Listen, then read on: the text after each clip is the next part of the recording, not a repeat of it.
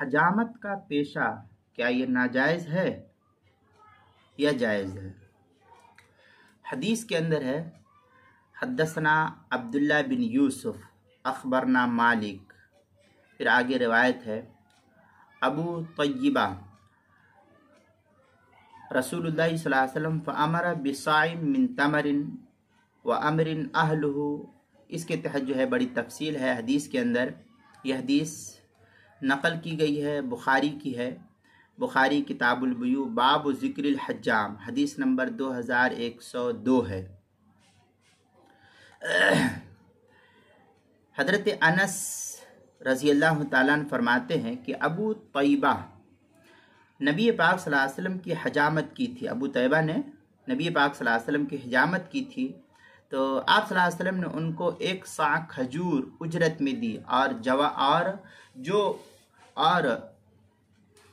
جو ان کے مولا تھے ان کو حکم دیا کہ ان کے خراج میں کمی کر دو. خراج میں کمی کرنے کے معنی یہ بیان کیا گیا ہے کہ پہلے زمانے میں مولا عبد کے اوپر پابندی لگاتا تھا. مولا جو اس کے آقا ہے وہ اپنے غلام پر پابندی عائد کر دیتے تھے کہ تم جا کر محنت مزدوری کرو اور روزانہ مجھے اتنے پیسے لا کر کے دیا کرو.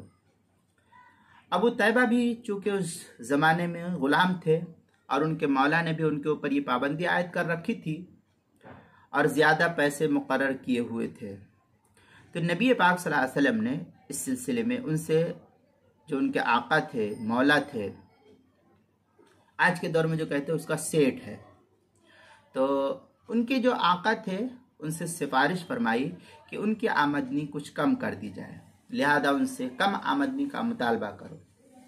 اس حدیث سے اب یہ معلوم ہوا کہ حجامت کا پیشہ جائز ہے، اور یہ جمہور کی دلیل ہے، اور اس کی اجرت بھی جائز ہے، کیونکہ نبی پاک صلی اللہ علیہ وسلم نے خود اجرت عطا فرمائی تھی. اگر نہیں لینا ہوتا تو نبی پاک صلی اللہ علیہ وسلم جیسا نبی کیوں دیتا؟ یہ تفصیل فقہی انعام الباری کی 6 جلد صفحہ 205 اور 206 پر نقل کیا ہے. لہذا دوسری جگہ جو کسب الحجام خبیث آیا ہے، اس خبیث سے مراد کمائی کا حرام ہونا نہیں ہے، بلکہ مراد یہ ہے کہ اس میں آدمی گندگی میں مبتلا ہوتا ہے، اس لیے یہ اچھا پیشہ نہیں ہے. لیکن شرعی طور پر یہ پیشہ حرام بھی نہیں ہے، البتہ اس سے تنزیہاً پسند نہیں کیا گیا ہے، اس لیے اس کو یہاں یہ تفصیل نقل کی گئی ہے حجامت کا پیشہ جائز ہے یا نہیں. اس تفصیل کو دیکھنے تو اسلام اور جدید معاشی مسائل کی 4 جلد صفحہ 21 پر دیکھ سکتے ہیں.